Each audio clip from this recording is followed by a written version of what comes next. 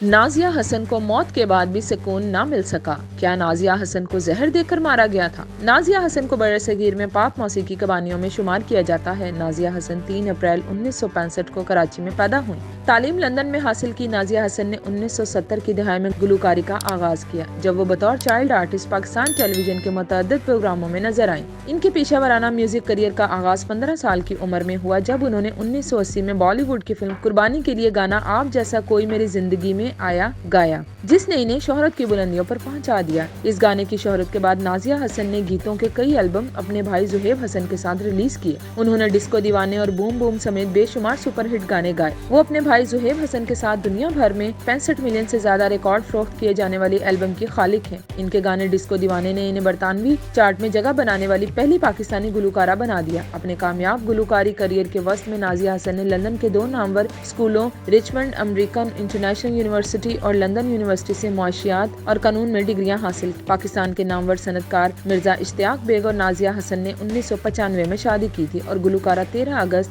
2000 کو کینسر کے باعث انتقال کر گئی تھی۔ نازیہ حسن کی وفات کے بعد ان کی جائیداد سمیت کئی تنازعات سامنے آئے جو ابھی تک جاری ہیں۔ گزشتہ سال ان کے بھائی زہیب حسن نے دعویٰ کیا تھا کہ نازیہ حسن کو ان کے شوہر اشتیاق بیگ نے زہر دیا تھا، لیکن وہ اس بات کا کوئی بھی ثبوت پیش نہیں کر سکے تھے۔ اب 1 سال کے بعد نازیہ حسن کے شوہر اشتیاق بیگ نے اہلیہ کے بھائی زہیب حسن کے خلاف لندن میں حتیٰ کہ عزت کا مقدمہ درج کرا دیا ہے۔ اس بارے میں اشتیاق بیگ کا کہنا تھا کہ زہیب حسن نے مجھ پر سنگین اور بے بنیاد الزامات لگائے۔ گزشتہ برس اہلیہ کی 22ویں برسی پر لگائے گئے الزامات سے میری ساکھ مجروح ہوئی، جس کی وجہ سے مجھے یہ فیصلہ کرنا پڑا۔ مرزا اشتیاق بیگ کا کہنا تھا کہ نازیہ میری محبت تھی، ہم بہت خوش تھے، میں آج بھی اس سے پیار کرتا ہوں۔ کینسر کی تشخیص کے باوجود ان سے شادی کی۔ مرزا اشتیاق بیگ کا کہنا تھا کہ نازیہ حسن سے طلاق نہیں ہوئی تھی، آخری وقت تک اس کا شوہر رہا۔ نازیہ حسن کے اہل خانہ نے طلاق کا جھوٹا سرٹیفکیٹ بنوایا تھا۔ نازیہ کے ڈیتھ سرٹیفکیٹ ساری تفصیلات میرے پاس موجود ہیں کہ ان کی موت ہوئی کیسے۔